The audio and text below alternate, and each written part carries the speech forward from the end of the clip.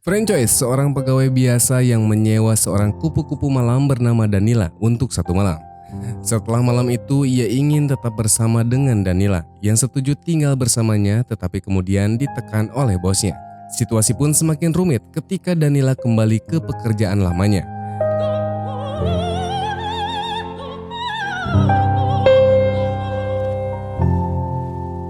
J'enlève la veste pyjama. Faut que j'y aille là. Et les seins italiens. Di awal film kita akan dipertemukan dengan seorang pria botak galau yang sedang luntang-lantung tengah malam di sebuah sudut kota. Pria botak itu memasuki sebuah bar berniat untuk menenangkan diri di sana. Namun di tengah meditasi yang dia lakukan, tiba-tiba seorang perempuan menghampirinya dan menawarkan jasa geli-gelian kepada pria tersebut. Si botak yang kebetulan saat itu baru saja menang hadiah Ciki, tanpa basa-basi dia pun menawarkan 150.000 euro untuk melayani Pratrot selama 1 bulan penuh. Tanpa aksi tawar-menawar lagi, perempuan itu pun langsung mengiyakan dan dibungkus saat itu juga.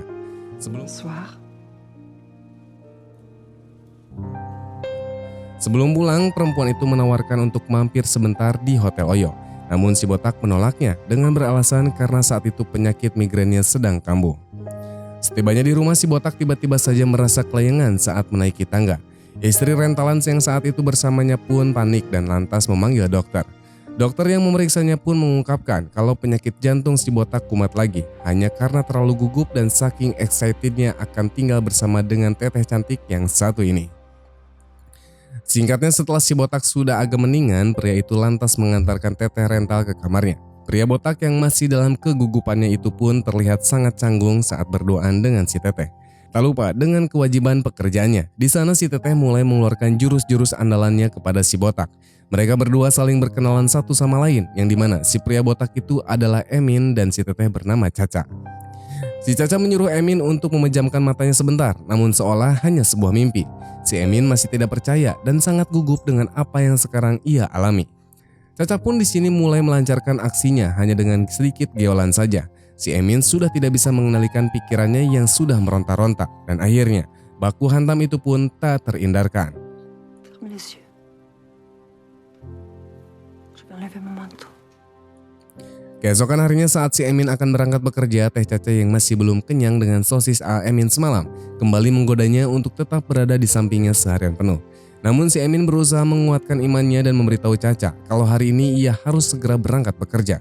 Namun belum saja 10 meter ia keluar dari pintu kamar, secara tiba-tiba jantung si Emin kumat lagi dan hampir saja membuatnya jatuh dari tangga.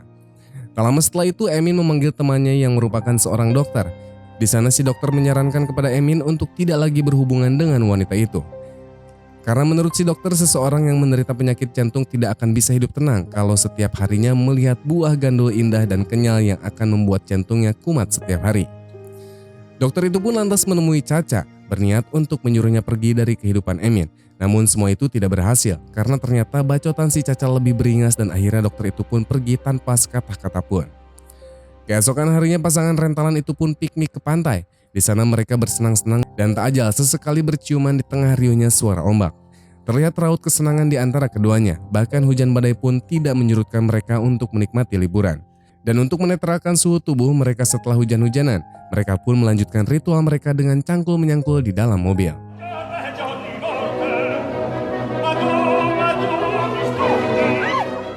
Scene pun beralih saat Emin dan Caca sedang makan. Di sana si dokter yang terus khawatir dengan kondisi Emin pun terus menginterogasi Emin mengenai apa yang ia lakukan selama liburan.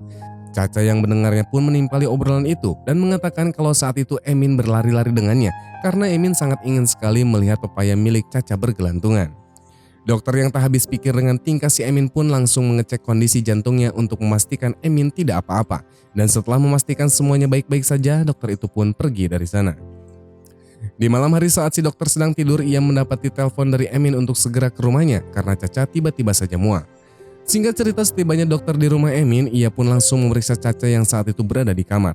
Caca yang saat diperiksa pun menawarkan kepada dokter apa dia harus membuka semua armor yang menempel padanya. Dan belum sempat dokter itu menjawab, tiba-tiba saja Emin yang sedang menunggu di luar mendengar suara benda berjatuhan di dalam kamar. Setelah diperiksa ternyata di sana si dokter sudah ambruk karena saking terkejutnya melihat perkakas Caca yang begitu maknyos pokoknya. J'enlève la veste pyjama. Non, non, ce n'est pas la peine. Di luar prediksi, ternyata si dokter menghembuskan nafas terakhirnya. Emin dan Caca pun jelas saja prihatin dan ikut mengantarkan jenazahnya. Caca yang melihat Emin pun murung setelah ditinggal sahabat satu-satunya itu pun berusaha mencairkan suasana. Di sana Caca menawarkan kepada Emin sebuah sensasi berkebun di lahan pulen yang tak mungkin bisa ditolak oleh Emin. Keesokan harinya Emin yang mengajak teman-temannya untuk makan di rumah. Ia pun dikejutkan dengan keadaan rumah yang masih acak-acakan bekas semalam ia berpenetrasi. Ia pun tidak menemukan Caca di sana yang ternyata tanpa disadari Emin sebelumnya kalau mereka sudah menghabiskan waktu sebulan penuh untuk bersama. Yang artinya di sana perjanjian mereka sudah selesai dan Caca pun harus meninggalkan Emin dan kembali lagi bekerja di tempat biasa. Emin yang ditinggal Caca tak bisa menyembunyikan raut wajahnya yang begitu sedih. Emin pun memutuskan untuk menemui Caca di bar tempat pertama kali mereka bertemu. Namun sayang saat tiba di sana bukan Caca yang ia temui, melainkan si mamah yang berusaha menawarkan bibit unggul lainnya untuk si Emil untuk dibungkus. Un peu de compagnie. Ça va vous faire du bien? Vous croyez? Di tengah negosiasi yang mereka tawarkan, secara tiba-tiba Caca keluar dari dalam sebuah ruangan dengan menggandeng seorang bapak-bapak. Di sana Caca bersikap seolah tak mengenal Emin sama sekali. Emin yang sudah tidak bisa menahan rasa rindunya pun memberanikan diri untuk menghampiri Caca. Di sana Emin menanyakan perasaan Caca kepadanya setelah sebulan lamanya mereka bersama. Caca mengungkapkan kalau dia sebenarnya sudah mempunyai suami yang dimana selama sebulan yang mereka jalani itu hanya sebagai pekerjaan semata. Tidak ada perasaan lebih dari Caca kepada Emin. Namun Emin yang tidak mau menyerah untuk mendapatkan geolan Caca kembali terus membujuknya. Caca yang sebenarnya pengen pun ingin memberikan syarat kepada Emin bahwa kalau Emin ingin membungkusnya kembali, ia harus meminta izin kepada suaminya sendiri. Setelah izin sana sini dan melengkapi berbagai berkas, akhirnya Emin pun berhasil membungkus Caca dan mengunboxingnya saat itu juga. Tapi saat sedang asik-asiknya bertarung, Caca yang tidak bisa mengontrol vokalnya yang begitu merdu membuat tetangga apartemen si Emin ini risih dengan suara geraman di tengah malam. Tetangganya meminta untuk menghentikan geladi resik mereka karena hal tersebut membuat telinganya mendengung dan kerjanya menjadi terganggu. Secara mengejutkan di malam itu, Emin yang sedang bersama Caca kedatangan suami Caca yang kita sebut saja si Buntal. Di sini si Buntal yang sudah mengetahui kalau Emin mencintai Caca, dia pun merasa dipermainkan dan meminta ganti rugi atas apa yang telah Emin lakukan kepada istrinya. Di sana, Buntal memberikan sebuah tawaran kepada Emin untuk menebus Caca sebesar 4 juta euro. Dan jika Emin setuju maka dia pun boleh memiliki Caca sepenuhnya. Sempat ragu dengan tawaran yang diberikan Buntal, tapi setelah pemikiran dan pertimbangan yang begitu panjang, Emin pun memutuskan untuk mengikhlaskan Caca pergi dengan suaminya dan ia pun lebih memilih untuk pindah dan berusaha melupakan Caca. Caca yang kembali dengan suaminya itu pun langsung dihantam oleh si Buntal. Namun saat bertarung tidak sedikit pun tergambar dari Caca kalau ia tertarik akan hantaman si Buntal. Merasa ada yang tidak beres dengan sikap Caca, si Buntal itu pun lantas menanyakan apa yang telah terjadi dengan mereka sehingga membuat istrinya tidak tertarik lagi kepadanya. Walaupun dengan penuh desakan, di sana Caca tetap tidak mau mengakui apa yang telah terjadi kepada mereka. Caca mengungkapkan kalau ia hanya disembur di luar saja dan tidak pernah di dalam. Sampai-sampai si Buntal menyuruh anak buahnya untuk mengecek barang Caca apakah benar sudah tergores atau belum. Caca yang merasa diperbudak oleh si Buntal, ia pun malah balik mengaung dengan nada tinggi cara menyatakan kalau dia memang benar-benar mencintai Emin. Caca yang sudah lepas dari jeratan si Buntal memutuskan untuk pergi ke rumah Emin. Tapi setibanya di sana Caca disuguhi suara seriosa yang amat merdu terdengar dari kamar Emin. Yang ternyata itu adalah konsernya Emin dengan tetangganya yang tempo hari melabrak mereka. Emin yang mengetahui Caca saat itu datang, ia pun meminta waktu 15 menit lagi untuk menyelesaikan konser dengan teteh tetangga apartemen itu. Setelah selesai dengan pentas seninya, Emin dan Caca pun kembali mengungkapkan perasaan yang satu sama lain. Setelah semua kata-kata indah keluar dari mulut mereka masing-masing, Emin yang masih mempunyai tenaga sisa pun melanjutkan pentas seninya yang kedua.